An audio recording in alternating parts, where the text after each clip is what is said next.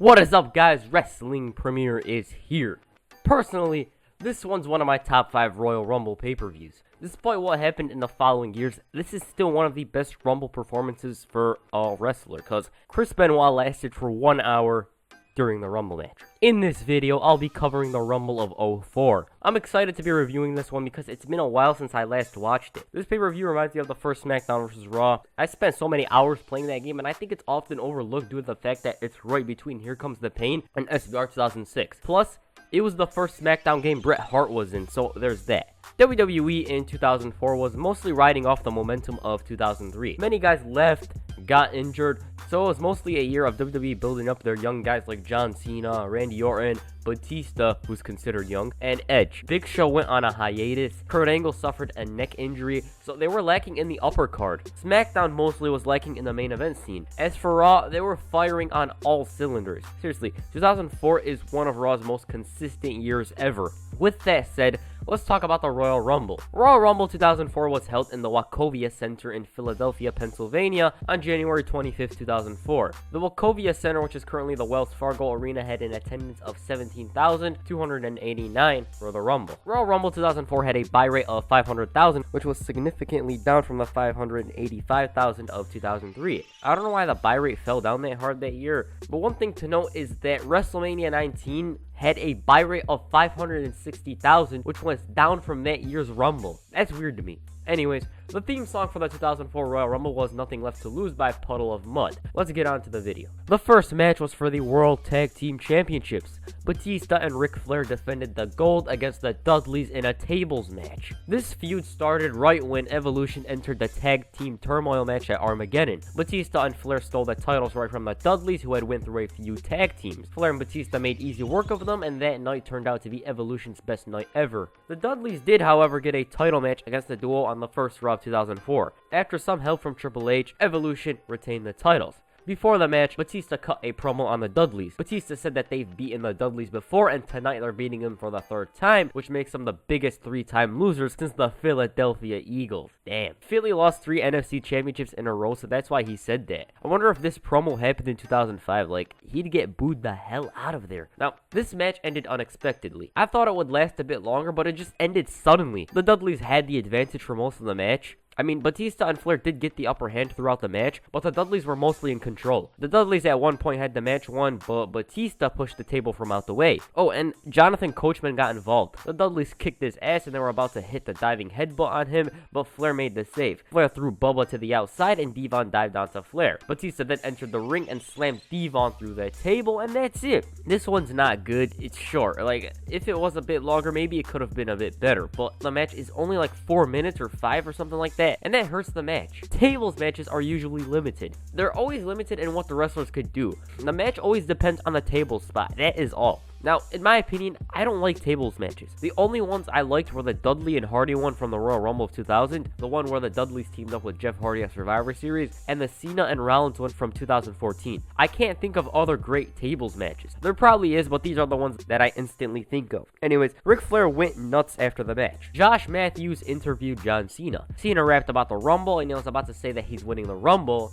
Then RVD interrupted and it rhymed perfectly. When Van Dam left, Cena said that he's cutting through the competition. He ended the promo doing his signature pose and saying word life. Also, this is one of the most early 2000 visuals you'll see today. The next match was for the WWE Cruiserweight Championship. Rey Mysterio defended the title against Jamie Noble, who brought out his blind girlfriend, Nydia. For those of you that don't know, Nydia was blinded by Tajiri's black mist. Since he was a heel, he used that mist, and apparently that made Nydia blind. Noble began using Nydia as a human shield to help him win matches. He even used her as a shield to help him win the right to face Mysterio at the Rumble. Now, the match was short and it was decent for the time it was given. Rey Mysterio was so damn rapid. He had this burst of speed and he was quick. He was awesome and he still is. I'm just used to seeing him on Raw nowadays, and he's not as fast as he was, obviously, due to age, but he's still good. Pretty good for a 40-year-old.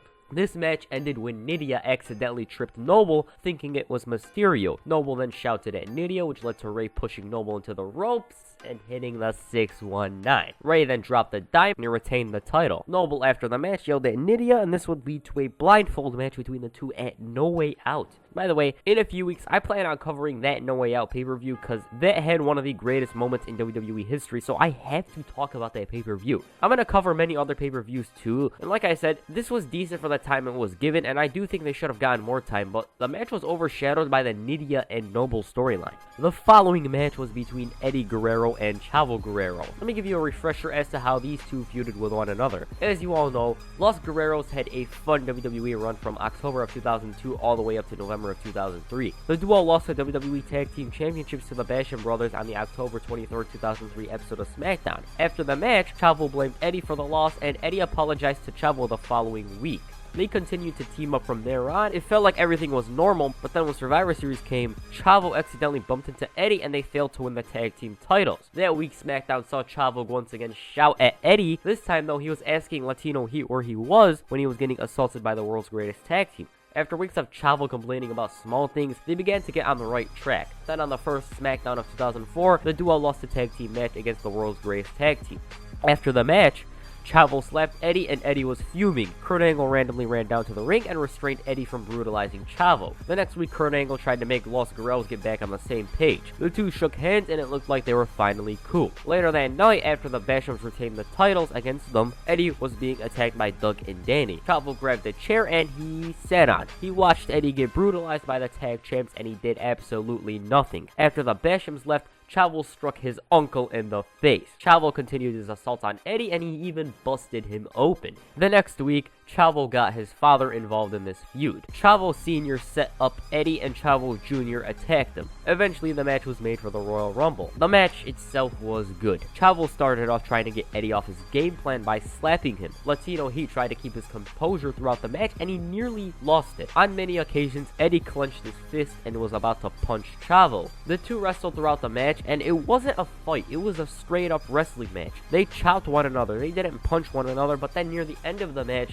Chavo began to throw some rights. After that, Chavo tried to hit the Three Amigos, mocking Eddie, but he couldn't complete the hat trick. Eddie then successfully hit the Three Amigos, and he went up to the top rope where he hit a picture-perfect frog splash for the victory. After the match, Eddie assaulted his brother Chavo Sr. and he tied him to the ropes with his tie. Latino Heat then brutalized Chavo and even busted him open. He then dragged Chavo by his mouth and his nose to his father, and man, that was vicious. Like, he grabbed him from the nose and he pulled him all the way to the other side of the ring. Eddie then said a few words to Chavo Sr., who asked Eddie how could he do this. Like, your son turned on him, like, why wouldn't he do this? This felt like an easy victory for Eddie. It was a good match despite lasting 8 minutes. Josh Matthews interviewed Chris Benoit when Ric Flair and Evolution interrupted him. Flair put himself and Evolution over. The Nature Boy then told Benoit that he's the greatest technical wrestler in the world. He then said that Benoit grabs that brass ring, he pulls it down, but then it slides right through his hands. Flair continued to speak about Evolution, and then he splashed Josh Matthews with a champagne bottle. Taz later on agreed with Flair. The next match was for the WWE Championship. Brock Lesnar defended the gold against Hardcore Holly, one of the more bizarre championship matches at the Royal Rumble. This one started after Lesnar broke Holly's neck and Holly was sidelined for a year. Holly returned in November of 2003 with the goal of ending Lesnar's career. Man, Holly was pushed hard in the weeks leading to the match. He made Big Show tap out in a street fight. Big Show of 2003 and 2004 was something. It wasn't like Big Show of nowadays or something like that. Like, he was like one of the top guys. Brock Lesnar tried to avoid Holly at all times, and Hardcore was like a madman. The match was short. It's a recurring thing during this pay-per-view. All of the matches were short leading up to this one. Like, I don't think a single match lasted above 10 minutes. Holly right out of the gate attacked Lesnar. Brock Lesnar gained the upper hand after avoiding an aerial attack from Holly. Lesnar started to ground Hardcore, locking him in a bear hug, and from there, Lesnar continued to have the upper hand. He even locked him in another submission move. Then, Holly started to make a comeback, and he hit the Alabama Slammer. Holly locked in the full Nelson, which for some reason was such a big deal. I don't even know why. It was a freaking full Nelson. Lesnar dragged Hardcore to the outside so he could break the submission hold. Once Lesnar hung Holly on the ropes, Lesnar entered the ring. Hardcore tried to lock in a full Nelson, but then Lesnar just took him down, and then Hardcore ran straight into an F5, which led to Lesnar getting the victory. The problem I had with this match is that Hardcore was seen as a threat in the build-up to the match, but once he entered the ring, Lesnar finished him off in 6 minutes. Now, the match wasn't good, obviously, but I liked how Lesnar suddenly hit the F5 on Holly. I didn't like how he locked Holly in those boring submission holds, because the match was 6 minutes, and those holds took up a significant amount of time. At least that's how it felt to me, because it might have never took much time. Maybe it was just boring. That's all I have to say about this match. I do appreciate the fact that WWE gave Holly a one-on-one title shot as a thank you for his tenure, though, because it's a good thing. And plus, who are you going to have Lesnar face on the road to WrestleMania? Who? Just tell me who. You're trying to build up John Cena, Chris Benoit's in the Rumble, Kurt Angle's in the Rumble, and they feuded already. So, who else is there for Lesnar to feud with? Freaking Bradshaw, Farouk, who? The next match was for the World Heavyweight Championship. Triple H defended the GOAT against Shawn Michaels in a last man standing match. Already made a video talking about the feud between these two, but for those of you that don't know, let me give you a refresher. Shawn Michaels formed DX in 97. Michaels left and Triple H took leadership of the group. From there, Triple H succeeded without Michaels' help, and by the time Michaels returned, the game was on his level, and it could be disputed that he was above him. The two faced off at SummerSlam and Michaels' first match in 4 years. HBK won the match, but Triple H was the last man standing after he whacked HBK with a sledgehammer. The two from there feuded for the World Heavyweight Championship. HBK Shawn Michaels won the title from the game at Survivor Series in an Elimination Chamber match. Michaels also wore those incomplete tights. Like, seriously, what was he thinking with those? Triple H, however, regained the title and he began a reign known as the Reign of Terror. Triple H went through the roster and he beat nearly every credible wrestler. Michaels, meanwhile, feuded with Jericho, and he eventually began a feud with the rest of Evolution before facing Triple H on the final Raw of 2003 for that title. That match was really entertaining. It was fun. Triple H ended up retaining the title due to a draw, and Michaels was given a rematch the following week for the Royal Rumble. With that said, let me talk about the match. The match is once again hit or miss. Personally, I loved it. The blood really added to the match. It felt like a war. The match started off with both men having a basic wrestling match. Michaels then began to target Triple H's legs, and he even took a page out of Ric Flair's playbook by locking Triple H in the figure 4. Michaels hit a drop kick on the game's leg. Basically, he was trying to cut Triple H's legs from under him, which would mean that the game can't stand up and answer the 10 count. Triple H then gained the upper hand for a while, and it didn't last long, and HBK threw him over the top rope. HBK then hit a springboard crossbody, and the game ducked. HBK dived straight into the announce table, and he started bleeding. I've never seen someone bleed from a stunt like that. From there, it was all Triple H. The game delivered several rights to HBK, and every time Michaels went down, he got back up. He told the game on several occasions to give him more shots. HBK then started to make a comeback, but that amounted to nothing as Triple H knocked him down. Triple H even whacked Michaels with a steel chair, but that wasn't enough, and HBK recovered. Triple H then grabbed the chair, and he was about to pedigree Michaels on it, but HBK countered and dropped the game on the chair. He then launched Triple H into the ring post, which was then followed by a chair shot, which busted the game open. From there, Michaels mostly had the upper hand, and he even hit the flying elbow on Triple H. Michaels then tuned up the band, but then Triple H went low. The two continued going back and forth, but then Triple H hit the pedigree, and both men were down. It took HBK a count of 9 to get back up. Once Triple H realized that Michaels wasn't going down without a fight, which is something he was trying to do at the moment, the game walked into a sweet chin music. Both men were down, and the ref counted all the way up to 8 when Michaels started to get up. Michaels was trying to get up, but he couldn't answer the 10 count, and it was a draw. The fans booed the result, and both men were placed on stretchers. Evolution even came out to check on Triple H. Michaels then realized that he's on a stretcher, and he got off and walked all the way to the back with the help of some officials. The fans didn't like this result because they wanted HBK to win the title, and plus it ended in a draw. And the main event, the 30-man Royal Rumble. This one, like 2010, had a lot of stories. This one had way more stories though. Let me run them down for you guys. Kurt Angle promised that he's winning this Royal Rumble, and he even dedicated the match to the armed forces. Goldberg won a battle royal to get the coveted number 30 spot, and he was seen as the favorite in kayfabe. Paul Heyman said that Chris Benoit will never get a WWE title shot, and the only way he could get the title shot is if he and John Cena beat the FBI. They beat them, but Heyman gave Benoit the number 1 spot. There's more stories, but those escalated during the match. Right before the match was about to begin, Eric Bischoff came out and he put over the Raw brand. He even ridiculed Paul Heyman, which led to him coming out. It looked like Heyman was at a loss for words, and Taz made a joke about that, saying that Heyman is never at a loss of words. Heyman threw his mic for Bischoff to catch, and then he started a fight. The two fought back and forth, and the glass shattered, and Sheriff Austin came out. Austin told them that he's sitting in the back getting ready for the Rumble, and these two are wasting everyone's time. He then asked who started the fight, and the two were babies. Oh, he did it. No, he did it. No, he did it. Bischoff then admitted that he did it, and Austin stunned him. Austin then cracked a cold one with Paul Heyman, only to stun him a few seconds later. They were doing this because they had to clean the blood from the mat. At least that's what it looked like to me. Goldberg was then interviewed by Terry Runnels. Brock Lesnar interrupted, and he said that he doesn't care what number Bill Goldberg is. He then mentioned that he beat Hardcore Holly, and he mentioned that the last time he saw Goldberg was champ. Goldberg then said that he's winning the Rumble and he's going on to WrestleMania. Goldberg then nodded to Hardcore, or at least that's what it looked like. Lesnar started looking around the locker room only to find no one. Right before the Royal Rumble match, Taz asked JR about Mick Foley. JR reluctantly called Foley a coward for not appearing, since he guaranteed to call him that on the previous Raw. Taz then gave us his keys to a victory in the Royal Rumble. Chris Benoit entered at number 1, and Randy Orton, the Intercontinental Champion, entered at number 2.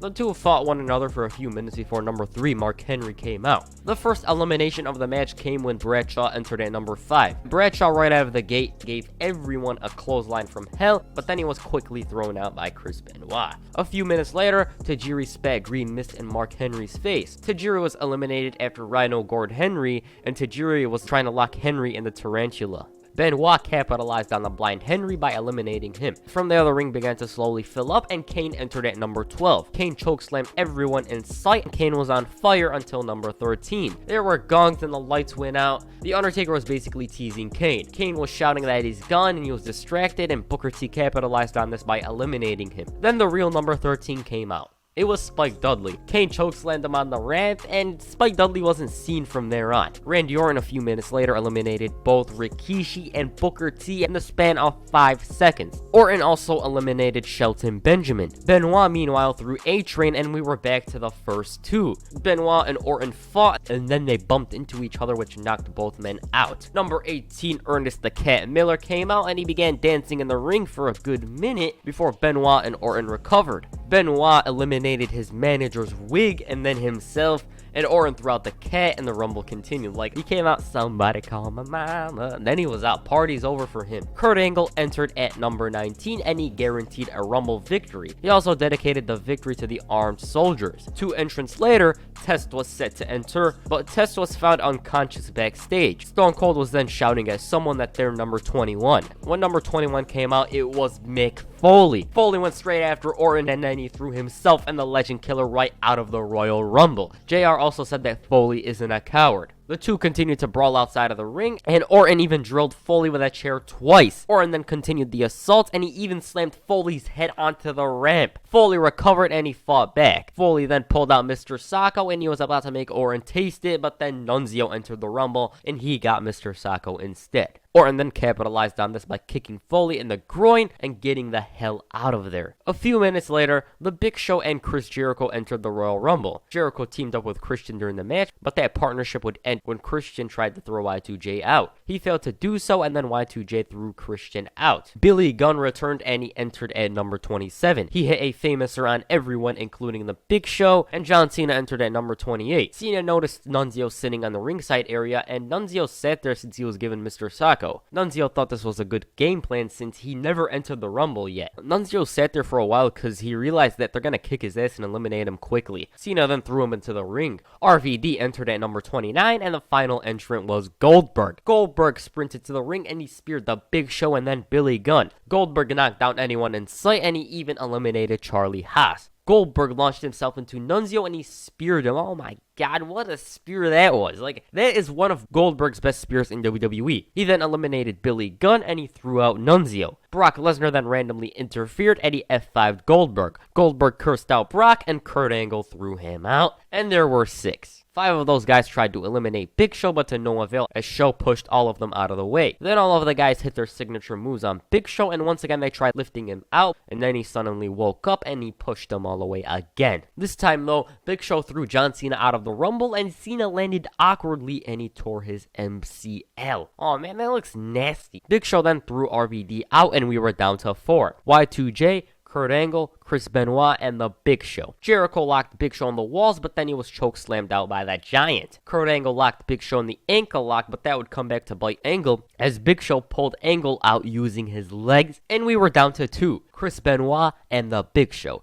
The two fought one another, and Benoit even locked Big Show in the crossface. Big Show grabbed Benoit and was looking to throw him over the top rope, but Benoit locked him into a front face lock. Big Show tried to push Benoit over the top rope, but Benoit tried pulling Big Show out, and with all his strength, Benoit eliminated Big Show to win the 2004 Royal Rumble. Such a great story. It's sad what happened a few years later, but the feeling that everyone had at the time was such elation. Everyone wanted Benoit to win it and go on to WrestleMania. He simply deserved it. Benoit was one of my favorites when I was a kid. He was the first wrestler's toy I bust. After the incident in 2007, I just saw things differently. I still think he's one of the greatest wrestlers ever, and in the ring, he had this intensity that is probably unmatched. But what happened that week is something I always think about during his matches. I could watch his matches normally, but I always think about that. Especially his matches from 2007, I always get a different feeling from those matches. With that said, I still think this was a great story that they were telling at the time. Plus, I think you guys want that SmackDown Rumble episode because Eddie Guerrero won that one. I think it'd be a fun thing to cover. Let me know in the comments down below if you want it. I always give out ideas in my video, and I'm going to do all of these eventually. It's just I think of something else to make. That's all. So, for those of you that say I didn't make this or that, I'm going to make it eventually. It's just I think of something else to make, and I make that instead. That's all. As for this Royal Rumble event, the first 4 matches were so damn short. Like,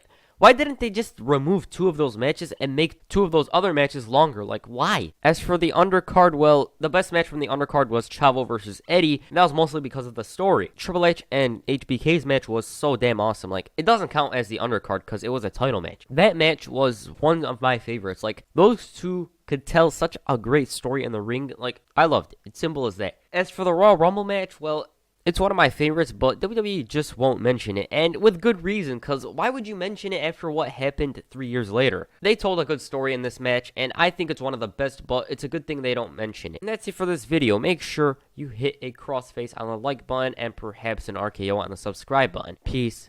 I'm out.